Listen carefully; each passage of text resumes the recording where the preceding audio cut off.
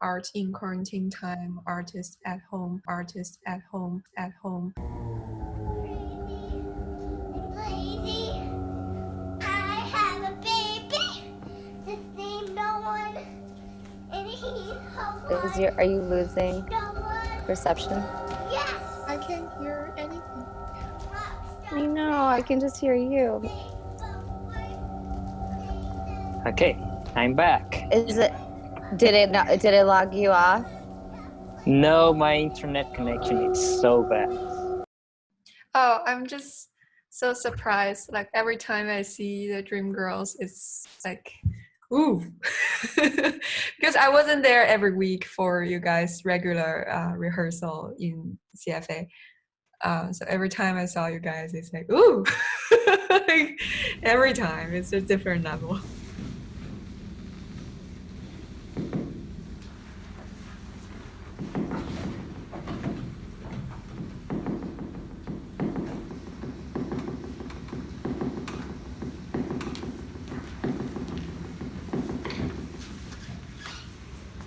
Well, what about time? What are your ideas on time? On time now, it's like, I don't know, I'm kind of lost. I mean, I know the day, but I don't know how long I have been here. So it's like, yeah, today's Tuesday, okay.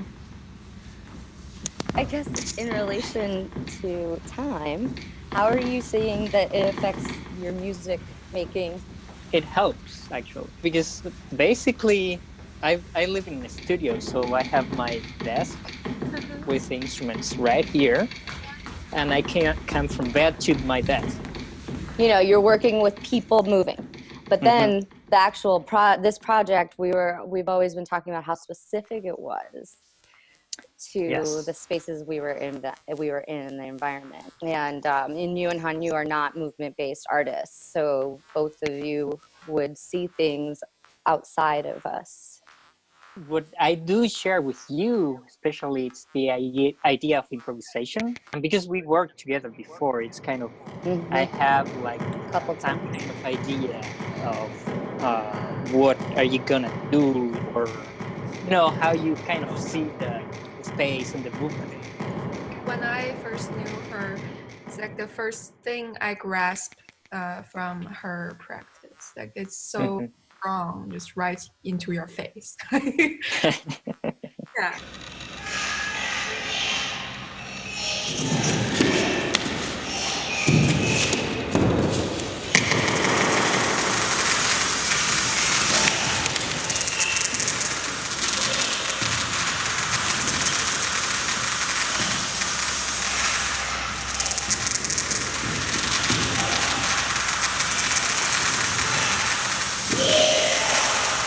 You did like an excellent job by creating that space for the piece through the music. And for me, it has to be like very open, so the dancers can improvise and kind of react to the sound and use it in their favor, and not be kind of constrained to something like you have to keep track of time, and that some attacks will occur, I don't know, after you count 8. It's like, I didn't want that. When Hanyu says the word freedom, I think also it's more about taking constraints. So creating rules that have to stick. For musically, that happens, right? You improvise with the structure. Yeah. And I've noticed that's how my movement improvisation practice comes from. Is like, okay, well then there's these 3 rules. Those are the only things I can't break, but everything else is game, and that's where the freedom comes in.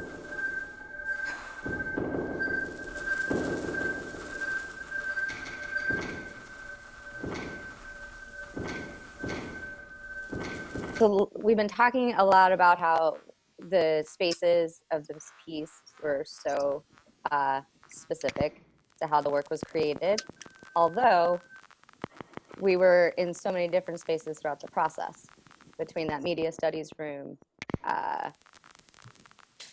194, 84, 195, the atrium, and then in the drama theater. So adapt to the material in a certain way by having to do it in so many different spaces. I was just being stupid, like imagining how it will be when they, because they locked the space already. I don't have the access to the atrium. I'm just imagining what will happen when they unlocked the space and we re-enter into that.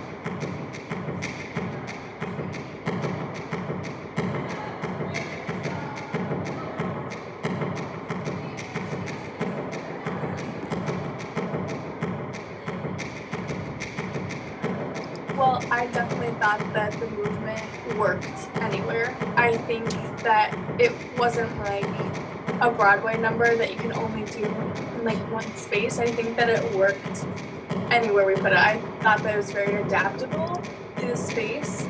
I felt that there was definitely a lot of contrast between doing it on the stage in the drama theater and doing it at our space at 500 Seneca. I thought that when we were on the stage, it kind of like put us up on a little pedestal for like everyone to watch, and we were kind of like untouchable and just distant, I guess.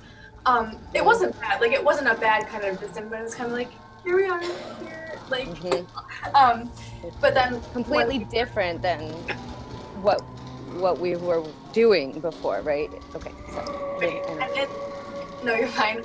And in the space it was like people could interact with the work.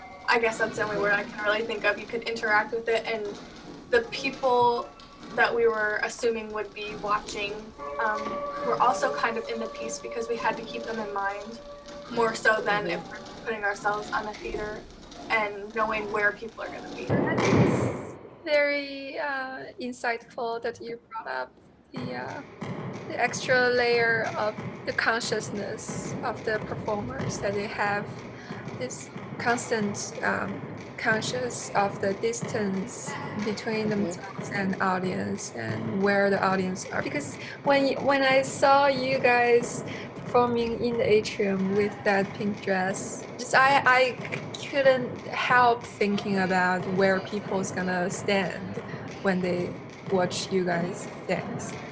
And there's definitely a distance and tension and dynamics like surrounding the crowd, which is very exciting to just imagine how people will react to like dream sequence right in front of their face in the space with a very close distance.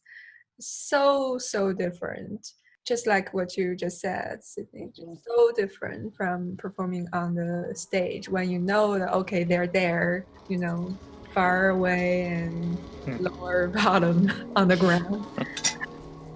What Hanyu was doing and what you showed me at the beginning, you know, those sounds, the very kind of short, distorted sounds and everything. That was something that I was thinking while I was looking silence in what I was doing, because I knew that when my music was going to be around silence, the sounds from Hanyu's multimedia visual things were going to still be happening. So I was kind of trying to work around those ideas. Like, when should I give that space for those sounds to be more like alive, and when they should be kind of mixing with the other things going on. Which was another opportunity but constraint as well, right? To have a sound score that was already existing. Yeah, but it is kind of what you were saying about the rules.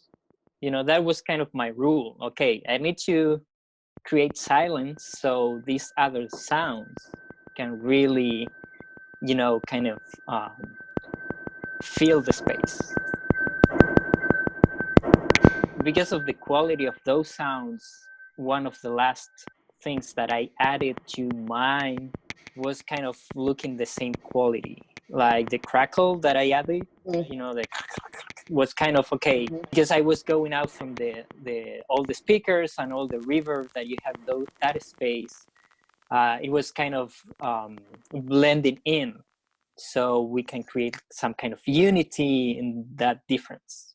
No, it just reminds me of that very quick chat after the final stage version, very quickly about how it sounds extremely different on stage and in theater.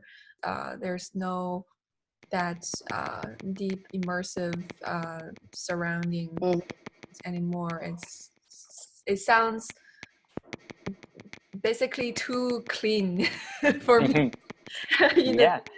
It's very clean. Like I can hear all the little things that you design, which actually kind of counter the point that you design them because you design them for that imperfect, strong echoing atrium. Yeah, actually, that's complete true because I was thinking about that huge space with a lot of glass, which means all the sounds will just bounce Yes, they are kind of all. There's zero all the soft time. fabric. Whatever. No. Yeah. Right. Yeah. So yeah, Instead it of was having weird this, to listen to it in the theater because it was not designed for that space. I was confident that that was going to be a really impactful component of the piece.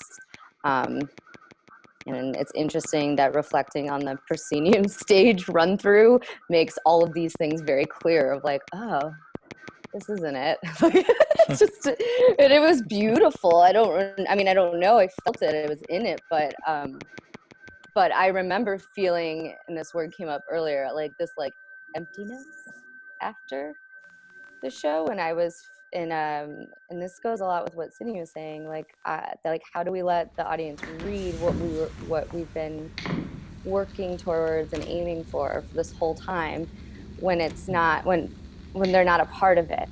It was like a bit difficult to like connect with more of like the meaning and like character of the movement. But I found that like since we did rehearse it in so many spaces to like different types of music, and we altered it so much that we were able to really get it into our bodies and fully understand it no matter where it was. And especially once we got into this space and we were able to see like where we're performing, what exactly we're doing there, how it connects to the other dancers, it was a lot easier to connect to the piece as a whole. And also because every individual involved in the project, every artist had such a significant role in creating it. So it wasn't like we showed up and told you what to do and how to go about your work. And I think it was truly a collaboration. And I've worked with other choreographers where like the composer would, would be called and would be like, they would be told to do something very specific. And then they need to change it. And then you need to change it again. And then we would, as dancers and performers, we had to do, we had to change our ways of like thinking and moving constantly. So I think in all facets, like in every component, people had autonomy, and at some, in some level of autonomy to bring their own individual artistic voice. I hope that I felt that way. I hope other people feel that way. Of course, it could just be from my side, but it seemed like it wasn't just a collaboration with Hanyu and I. It was really a collaborative effort between everyone involved.